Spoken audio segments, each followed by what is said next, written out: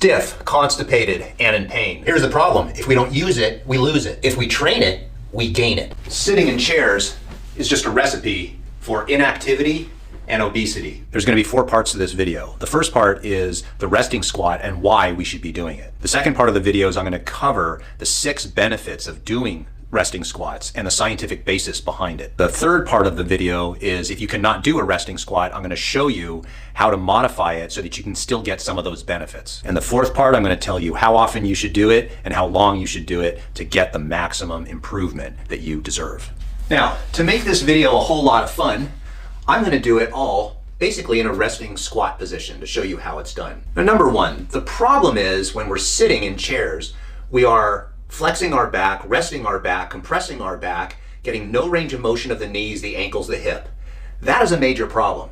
And one of the reasons why we need to squat down every day and do this is because it will improve the health of all the structures of your ankles, your knees, your hips, and your lower back, as well as some other benefits, which we're going to talk about in just a moment. Now, there are 6 main benefits of doing a resting squat, or what this is called as a third world squat, or an Asian squat, depending on where you're from. The first benefit is digestion. Resting in a squat like this relaxes our colon and allows for proper alignment of the colon, and it also will help compress our organs, which is a good thing because it's actually exercise to our internal organs. Also, it relaxes our abdominal muscles, which makes it easier for our body to be in a position to digest food. The second benefit is for lower back pain, in particular, back pain that I see in my practice all the time, which is stenosis. This flexed posture allows the body to open up the holes where the nerves go through, allowing less pain in a person's body. Many people spend thousands and thousands and thousands of dollars trying to decompress their spine, and this is a way to decompress the spine for free. Depending on how you do the resting squat, this can also strengthen our back muscles.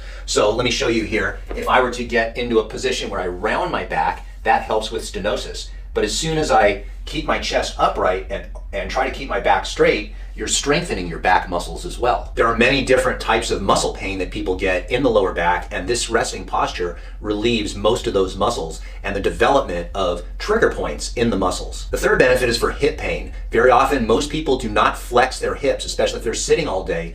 They don't have full range of motion of the hips, and this brings your hips into full range of motion and flexion, which can help with arthritis. This type of position also stretches the posterior capsule of the hip, allowing the joint to have more freedom inside the hip itself, called the acetabulum. I mean, really, the only time someone really flexes their hips and abducts their hips and spreads their hips apart is during sex, which for most people is never. Which brings us to the fourth benefit, which is pelvic floor muscles. You've heard of Kegels. This is another way to stretch and exercise your pelvic floor muscles. If you're pregnant or old, the wider you get your stance, the better off your health will be in the pelvic floor. The fifth benefit is going poop, or pooping, or going number 2. Who does number 2 work for? There's a muscle that wraps around the backside of the colon called a puborectalis. And in this position, that muscle relaxes and allows the colon to get rid of all the poop. Think of it like a kink in the hose. If there's a kink in the hose, the water will not come out. As soon as you relax that kink, the water comes out. The sixth and final benefit of resting in a fully squat position like this is mobility.